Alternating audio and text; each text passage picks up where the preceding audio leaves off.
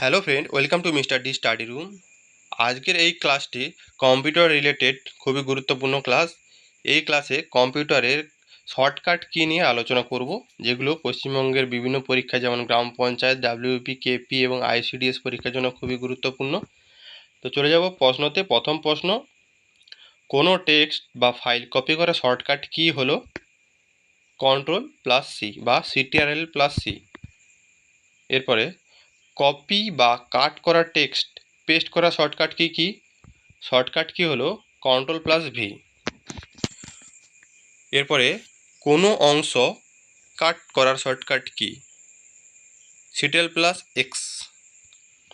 এরপরে কোনো ভুল সংশোধন করতে বা এক ধাপ পিছিয়ে যেতে অর্থাৎ আনডু করার শর্টকাট কি হলো কন্ট্রোল প্লাস জেড। এরপর আনডু করা কাজটিকে আবার ফিরিয়ে আনতে অর্থাৎ রিডু করার শর্টকাট কি হলো কন্ট্রোল প্লাস ওয়াই। এরপরে ডকুমেন্টের সমস্ত টেক্সট একসাথে সিলেক্ট করার শর্টকাট কি হলো কন্ট্রোল প্লাস এ। কোনো নির্দিষ্ট শব্দ খোঁজার জন্য কোন শর্টকাট কি ব্যবহার করা হয় উত্তর কন্ট্রোল প্লাস এফ। এরপরে কোনো শব্দের বদলে অন্য শব্দ বসাতে অর্থাৎ রিপ্লেস করা শর্টকাট কি হচ্ছে কন্ট্রোল প্লাস এইচ। এরপরে নতুন একটি ব্ল্যাঙ্ক ডকুমেন্ট খুলতে কি প্রেস করতে হয় কোন শর্টকাট কি ব্যবহার করা হয় এখানে কন্ট্রোল প্লাস এন। অর্থাৎ নিউ ডকুমেন্ট রেডি করার জন্য কোন শর্টকাট কি ব্যবহার করা হয় কন্ট্রোল প্লাস এন। এরপরে চলমান ফাইলটি সেভ করার শর্টকাট কি হলো কন্ট্রোল প্লাস এস।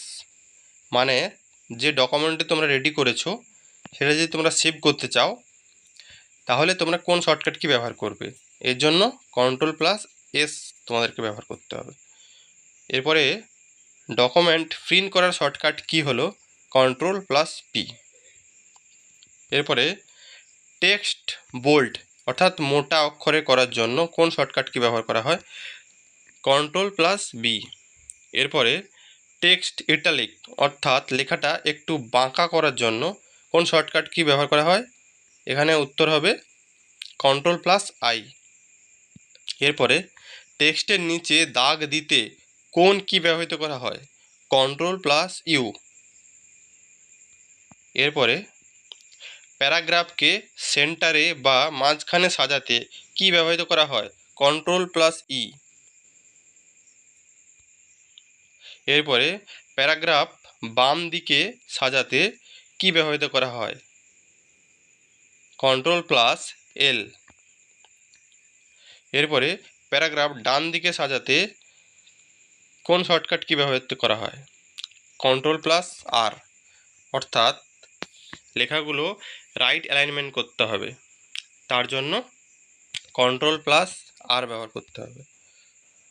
এরপর প্যারাগ্রাফের দুই পাশ সমান করতে কি ব্যবহৃত করা হয় কোন শর্টকাট কি ব্যবহৃত করা হয় কন্ট্রোল প্লাস জে ব্যবহৃত করা হয়। জাস্টিফাই করার জন্য কন্ট্রোল প্লাস জে। এরপর চলমান এক্সেল শিটে কারেন্ট ডেট বা আজকের তারিখ বসানোর শর্টকাট কি হলো কন্ট্রোল প্লাস সেমিকোলন। এরপরে কারেন্ট টাইম বা বর্তমান সময় বসানোর শর্টকাট কি হলো control plus shift plus colon. এরপরে কোনো ফর্মুলা বা যোগফল বের করার অটোসাম শর্টকাট কি হলো এএলটি প্লাস ইকুয়াল বা সমান চিহ্ন। এরপর সম্পূর্ণ একটি কলাম সিলেক্ট করার শর্টকাট কি হলো কন্ট্রোল প্লাস স্পেস বার অর্থাৎ সিটিআরএল প্লাস স্পেস বার। এরপর সম্পূর্ণ একটি রো সিলেক্ট করার শর্টকাট কি হলো শিফট প্লাস স্পেস বার। এরপরে আসছি ফাংশন কি নিয়ে। কোনো ফাইল বা ফোল্ডার রিনেম অর্থাৎ নাম পরিবর্তন করার জন্য কোন ফাংশন কি ব্যবহৃত করা হয় উত্তর F2 ব্যবহার করলে তোমরা রিনেম করতে পারবে। কোনো ব্রাউজার বা উইন্ডোজ রিফ্রেশ বা রিলোড করার শর্টকাট কি হচ্ছে F5। এই প্রশ্নগুলো খুবই গুরুত্বপূর্ণ, যেগুলো বারবার পরীক্ষাতে আসছে। তো তোমরা ভিডিওটা শেষ পর্যন্ত দেখতে থাকো। এরপরে এমএস ওয়ার্ডে স্পেলিং এবং গ্রামার চেক করার শর্টকাট কি হলো F7।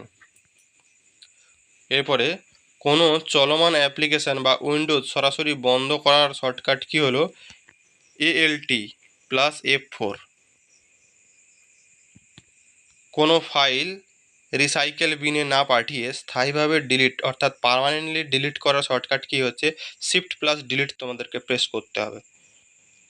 এরপরে আসছি কম্পিউটার স্ক্রিন লক করার শর্টকাট কি উইন্ডোজ কি প্লাস L। এরপরে খোলা থাকা বিভিন্ন অ্যাপ বা উইন্ডোজের মধ্যে অদল বদল অর্থাৎ সুইচ করার জন্য উইন্ডোজ সুইচ করার জন্য কোন শর্টকাট কী ব্যবহৃত করা হয় উত্তর ALT প্লাস ট্যাব অর্থাৎ অল্টার প্লাস ট্যাব। এরপরে সরাসরি ডেস্কটপে যাওয়ার জন্য বা সব উইন্ডোজ মিনিমাইজ করার শর্টকাট কি হলো উইন্ডোজ কি প্লাস D। তো এই ছিল কয়েকটা গুরুত্বপূর্ণ প্রশ্ন। ভিডিওটা ভালো লাগলে লাইক কমেন্ট শেয়ার এবং সাবস্ক্রাইব করতে ভুলবে না, এবং এই ভিডিওটার PDF তোমরা পেতে চাইলে টেলিগ্রামে জয়েন করো।